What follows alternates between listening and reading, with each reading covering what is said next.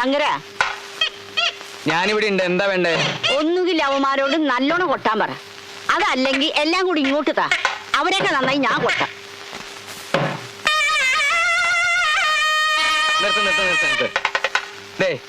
ഈ കോപ്രാട്ടി കാണിക്കാനല്ല പറഞ്ഞ കൂലിക്ക് ഞാൻ നിങ്ങളെ കൊണ്ടുവന്നത്. ഇവിടെ ഒരു മംഗളകർമ്മം നടക്കാൻ പോവാ. എന്റെ മരുമകൻ വേലായുധം കുട്ടിയുടെ അനിയത്തി വിലാസിനിയുടെ കല്യാണം. വരനൊരു ഡോക്ടറാ. ഞാനാ ബ്രോക്കർ, പേര് കുഞ്ഞാപ്പു. ആ, ഇതാണ് പിടിച്ചേ. ഒരു നല്ല കീർത്തനം അങ്ങോട്ട് വായിച്ചേ. എന്ത് കീർത്തനം വായിക്കണ്ടേ? എന്ത് കീർത്തന വായിക്കണ്ടേന്ന്? അവരോട് ഡിങ്കിരി ഡിങ്കാലെ വായിക്കാൻ പറ, അതപ്പൊ നല്ലത്.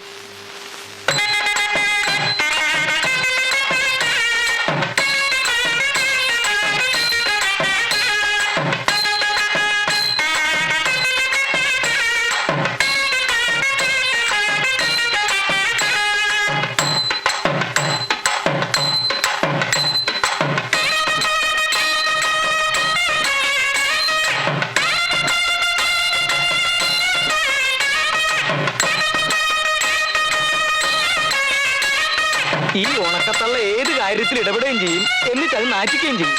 ഇതെന്താ കുഞ്ഞാപ്പുത്? കല്യാണം അതോ റോക്കന്തോ? അതെ,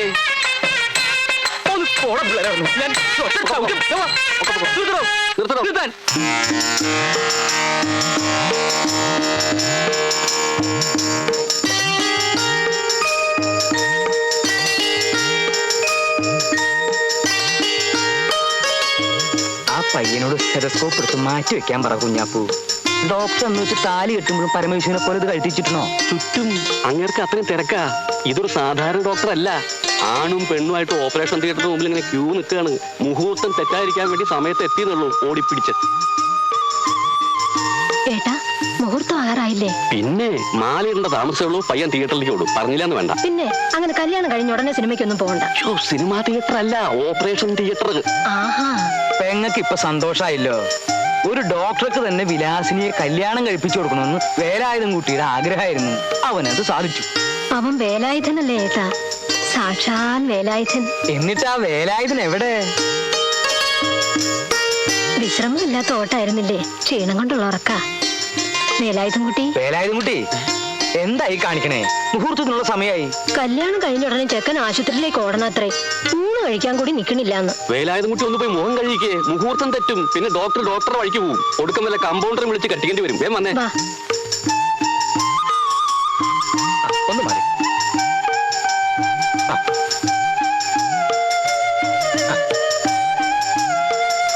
അച്ഛനെവിടെ? ഞാൻ ഇവിടെ തന്നെ ഉണ്ട്. മുത്തശ്ശിയോ? ഹാജർ, ഞാനിവിടെ ഉണ്ട്. തുടങ്ങാം. വായിച്ചോ.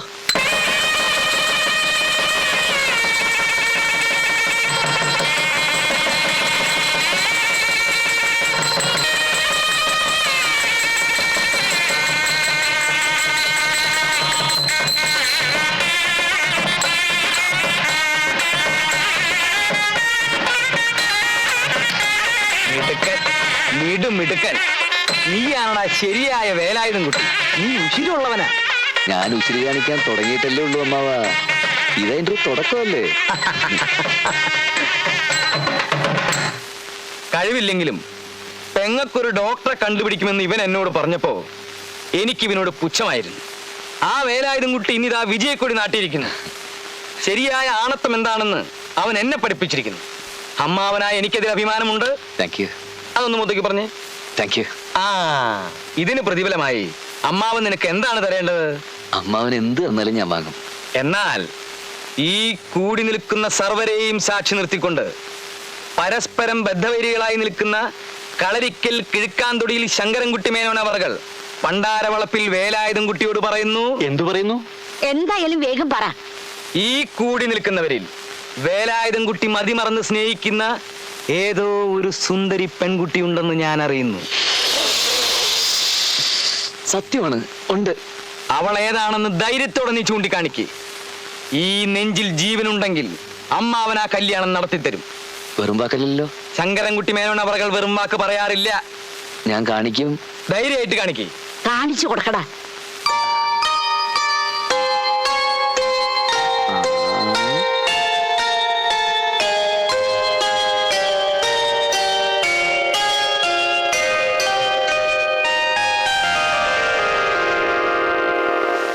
അമ്മിണിക്കുട്ടിയല്ലേ? അതെ അവൾ എന്റെ ഒരേ ഒരു മോളല്ലേ? അതെ.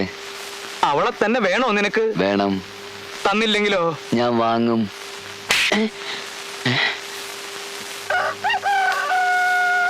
ക്ഷമയ്ക്കൊക്കെ ഒരു അതിരുണ്ട്. ഈ ശങ്കരൻകുട്ടി മേനന്റെ തനിനിറം ഇതുവരെ നിങ്ങൾ ആരും കണ്ടിട്ടില്ല. അകത്ത് വേലായുധം കൂട്ടി കിടന്നുറങ്ങുന്നുണ്ട്. ഞാൻ പറയാം അവനോട്. മനുഷ്യനായ വാക്കിന് വ്യവസ്ഥ വേണം.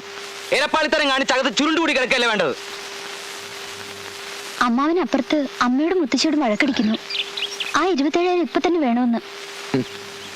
ആട്ടി കൊണ്ടപ്പോഴേ ഞാൻ വിചാരിച്ചതാ കണ്ടത് സ്വപ്നമായിരിക്കുമെന്ന്. ഏട്ടന് എന്ത് സ്വപ്ന കണ്ടേ? നിന്റെ കല്യാണം ഒരു ഡോക്ടറടി കെട്ടിയത്. ആ കല്യാണം വരെ ആ മനുഷ്യൻ വന്ന് കലക്കി. ഇങ്ങനെ മനുഷ്യപ്പറ്റില്ലാത്തൊരു സാധനം.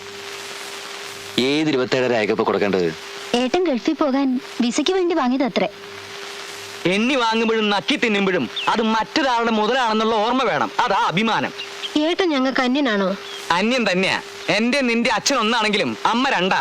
എനിക്ക് രണ്ടായിട്ടേ കാണാൻ പറ്റൂ. എടാ, മരിച്ചുപോയി അങ്ങനെ തന്നെയാണോ നിന്നെ ഇങ്ങനെ പറയാൻ പഠിപ്പിച്ചത്? ദേ, എന്റെ അച്ഛനെ കുറ്റം പറയരുത്. രണ്ടാങ്കട്ടാണെങ്കിലും നിങ്ങൾ എന്റെ അച്ഛനെ പാട്ടത്തിനൊന്നും എടുത്തിട്ടില്ല. ഞാൻ കണ്ടതിന് ശേഷം അച്ഛനെ നിങ്ങൾ കണ്ടത്. ആ സീനിയോറിറ്റി എന്തായാലും എനിക്കുണ്ട്. എന്ത് റീറ്റി? ഈ തള്ളക്ക് ഇംഗ്ലീഷ് പറഞ്ഞാൽ മനസ്സിലാവില്ലെന്നുണ്ടോ? അവൻ ഗൾഫിൽ പോകാൻ പണം വാങ്ങിയത് നേരാ. വിസ തരാമെന്ന് പറഞ്ഞവൻ മുങ്ങി. അത് അവന്റെ കുറ്റാണോ? ആരുടെ കുറ്റായാലും വാങ്ങിയത് മുഴുവൻ എനിക്ക് പലിശ അടക്കം ഇപ്പൊ കിട്ടണം. അമ്മാവനെന്ന് നിൽക്കുന്നത് ഇരിക്കാലോ. വേണ്ട, നീ എന്നെ ഇരുത്തണ്ട. വാങ്ങിയ പണം അന്തസ്സായിട്ട് തിരിച്ചു തന്നാ മതി. ഞാൻ പോയിക്കൊള്ളാം. കുറച്ച് പണം വാങ്ങിയതിന് പേരും പറഞ്ഞ് അമ്മാവൻ എന്നും ഇവിടെ വന്നിങ്ങനെ തുള്ളിയ നാട്ടുകാരുടെ മുമ്പിലും ഞങ്ങളുടെ മുമ്പിലും അമ്മാവന് ഒരു വിലയുണ്ടാവില്ല.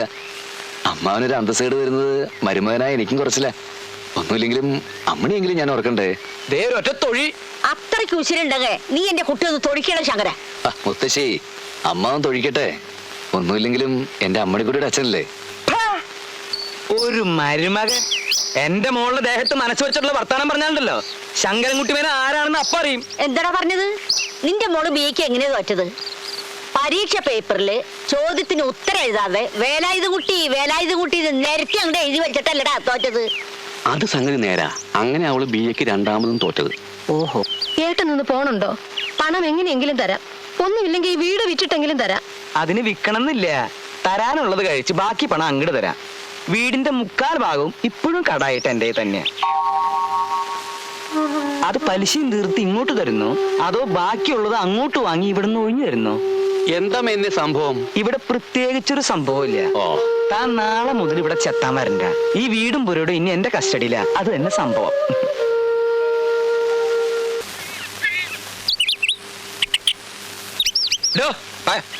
താൻ ഈ മീശം വെച്ച് ആരപ്പിണ്ടം വെക്കാനാ പോണേ? നമ്മുടെ കൊച്ചുണ്ണിയല്ലേ? എന്താ കൊച്ചുണ്ണി ചത്ത? അല്ല, നാളെ മതി മതി മതി മതി മതി.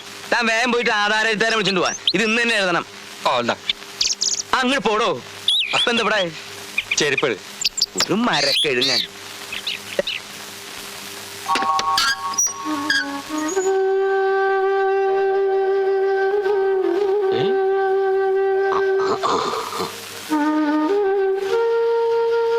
കൃഷ്ണ ഗുരുവായൂരപ്പ.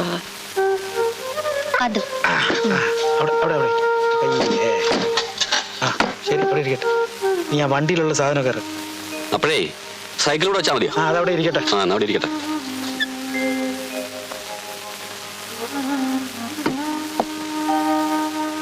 നീ എന്തിനാടാ മോനെ ഇങ്ങനെ വിഷമിച്ച് നിക്കണത്? പോയത് പോട്ടടാ. നമുക്ക് ഈ വീട് മതി. മതി. കടം വാങ്ങണതും വീട് ഒഴിഞ്ഞു കൊടുക്കണതും ഒക്കെ സർവ്വസാധാരണയാ. നമ്മള് പെരുവഴിയിലേക്കൊന്നുമല്ലല്ലോ വന്നത്. അത്ര വലിയ പേരും പെരുമൊന്നും ഇല്ലെങ്കിലും നിന്റെ അച്ഛന് ഭാഗം കഴിച്ചു കിട്ടിയ വീടാ ഇത്. ഇതും ഒരു തരത്തില് സ്വർഗ അല്ലേടാ നാണുകൂട്ടാ? അതെ അതെ. നാണുവേട്ടന് ഇങ്ങനൊരു വീട് ഭാഗം കിട്ടിയ വകകളിൽ ഞാൻ എപ്പോഴാണ് അറിയണത്. ചെറുതായാലും എന്താ, ഇതിന് ഇതിൻ്റെതായ ഒരു അന്തസ്സുണ്ട്. അതന്നെ, വിട്ടുകൊടുക്കരുത് വേലായുധ കുട്ടിയെ. ശങ്കരനല്ല അവന്റെ തന്ത വന്നാലും നീ അവളെ തന്നെ കെട്ടണം. ഈ ശങ്കരന്റെ തന്ത മുത്തശ്ശിയുടെ ഭർത്താവല്ലേ? അയ്യോ, ഞാൻ ആ കാര്യങ്ങൾ മറന്നുപോയി. അങ്ങേര് പാവാ. ഈ മുത്തശ്ശിയാ ഏട്ടന് പിരിയേറ്റുന്നത്. അക്കാര്യത്തിൽ നീയും മോശക്കാരിയല്ല. നീ അവളെ കുറ്റം പറയണ്ട. നീയും മോശല്ല. അത്രയ്ക്കും നല്ല കുട്ടിയെ അമ്മണി.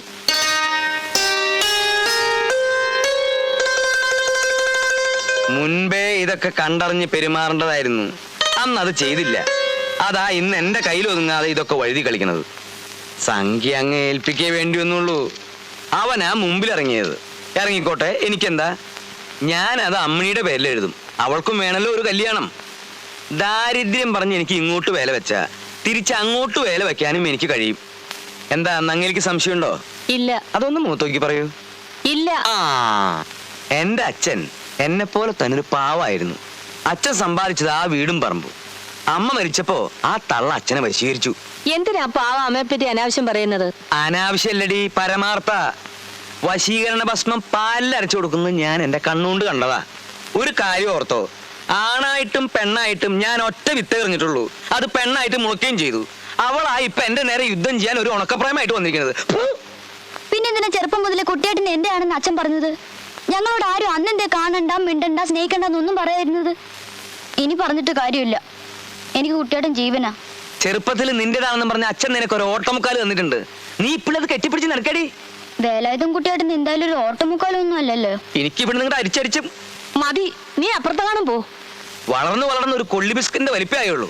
വർത്താനം കേട്ടാത്തൊന്നും ഉണ്ണിയാർച്ചയാണ്. നിന്റെ വളർത്തലിന്റെ ദോഷ. ഒന്നും പഠിക്കണ്ട, ഒരു പരീക്ഷയും പാസ്സാവണ്ട. എപ്പോ നോക്കിയാലും ഒടുക്കത്തെ ഒരു കുട്ടിയേട്ടൻ. അവനൊന്ന് ചത്ത് കിട്ടി എനിക്കൊരിത്തിരി സമാധാനായി. ഈ അച്ഛൻ എത്ര പറഞ്ഞാലും മനസ്സിലാവില്ല. ഒന്നും സാരമില്ല മോളെ, ഒക്കെ ശരിയാകും. ഞാൻ വേലായുധം കുട്ടി ഒന്ന് കാണട്ടെ. പിന്നെന്തിന് എല്ലാവരും കൂടെ എന്നെ മോഹിപ്പിച്ച്? ഞങ്ങൾ ജനിക്കുന്നതിന് മുമ്പ് എല്ലാവർക്കും തല്ലി പിരിഞ്ഞുകൂടായിരുന്നു. നീ ഒന്ന് ചിണുങ്ങായിരിക്കുന്നുണ്ടോ? ചിണുങ്ങാൻ മാത്രം ഇപ്പൊ ഇവിടെ എന്താ ഉണ്ടായത്? കടം വാങ്ങിയാൽ ആരും തിരിച്ചു ചോദിക്കും. നിന്റെ അച്ഛൻ പറഞ്ഞാലും കാര്യമുണ്ട്. അയ്യോ, ക്ലാസ്സിലെത്താൻ വൈകി. ഞങ്ങൾക്കിപ്പോ മലയാളം ക്ലാസ് എടുക്കുന്നത് കുട്ടിയേട്ടനാ. കൊച്ചു കൊച്ചു സ്വപ്നങ്ങൾ കണ്ടാണ് അവർ വളർന്നത്.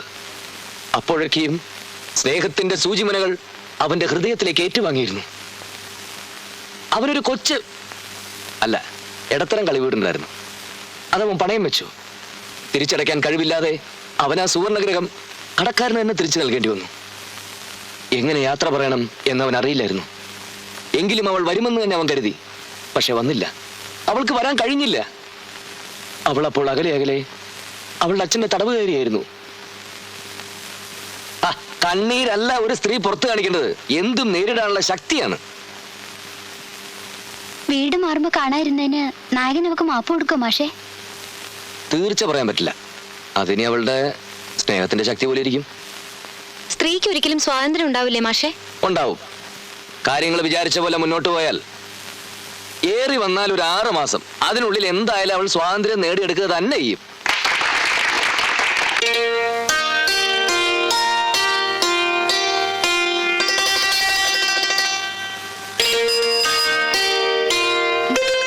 നല്ല ആളാ അമ്മണി. ആൾത്തിറക്കി കാത്തുക്കുന്ന് വിചാരിച്ച് ഞാൻ അവിടെയൊക്കെ തിരഞ്ഞു. ഞാൻ കുറെ നേരം കാത്തു നിന്നു. കുട്ടിയേട്ടൻ വരാതിരുന്നപ്പോ പേടിയായി. എന്തിന്? എനിക്കറിയില്ല. എനിക്ക് എപ്പോഴും പേടിയാ കുട്ടിയേട്ടാ. ഇതിലിപ്പോ എന്തത്ര പേടിക്കാനുള്ളത്? നിന്റെ അച്ഛന്റെ പേര് ശങ്കരൻകുട്ടിയെന്നും എന്റെ പേര് വേലായുധൻകുട്ടിയെന്നുവാ. ഈ 2 പേരിലും കുട്ടികളുണ്ട്. കുട്ടികളായി തല്ലുകൂടില്ലേ? ഇതും അത്രയൊക്കെ ഉള്ളൂ. ഇത് വെറും തല്ലല്ലോ, ശരിക്കും യുദ്ധം തന്നെയാ. അല്ലെങ്കിൽ അച്ഛൻ കുട്ടിയേട്ടനെയും എല്ലാരും ആ വീട്ടിൽ നിന്ന് ഇറക്കി വിടില്ല. ഓട്ടറി വേണേ, സാരമില്ല, കേറ്. അയ്യേ, ഞാനില്ല, അതൊന്നും വേണ്ട. എടി ബുദ്ധൂസേ, നമ്മൾ തമ്മിൽ സ്നേഹത്തിലാന്നറിയാത്ത ഒറ്റ കുഞ്ഞു പോലും ഈ നാട്ടിലില്ല. ആര് കണ്ടാലും ഒരു കുഴപ്പമില്ല. വാ, കേറ്.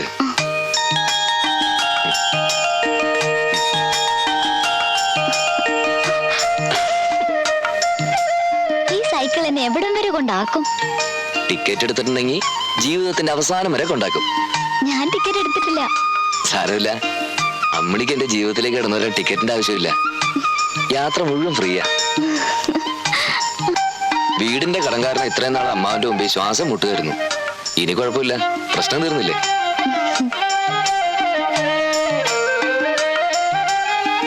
കുട്ടിയേട്ടൻ ക്ലാസ് എടുക്കുന്നത് ഞാൻ അറിയാതെ അമ്മയോട് പറഞ്ഞുപോയി. അമ്മ അറിയുന്നത് നല്ലതാ. പക്ഷെ അമ്മാവൻ അറിഞ്ഞ അവിടെ വന്ന് ക്ലാസ് കേൾക്കും. അതോടെ ക്ലാസ് എടുക്കുമ്പോൾ നമ്മുടെ സംസാരവും തീരും. നമ്മുടെ കല്യാണം നടക്കുവോ കുട്ടിയേട്ടാ? അതെന്നേ നടന്നു കഴിഞ്ഞില്ല മോളെ. ഇനി ഒന്ന് ജീവിച്ചു തുടങ്ങണം. അതിനുള്ള പങ്കപ്പാടല്ലേ ഇതൊക്കെ. ചെറുപ്പത്തിൽ നമ്മൾ ഉടുപ്പിന്റെ പിന്നാമ്പറം പിടിച്ച് തീവണ്ടി കളിച്ചത് കുട്ടിയേട്ടന് ഓർമ്മയുണ്ടോ? പിന്നെ ആ തീവണ്ടി പോയി തല കുത്തുന്ന തോട്ടിലേക്ക് പറഞ്ഞ അമ്മണിക്ക് ഓർമ്മയുണ്ടോ?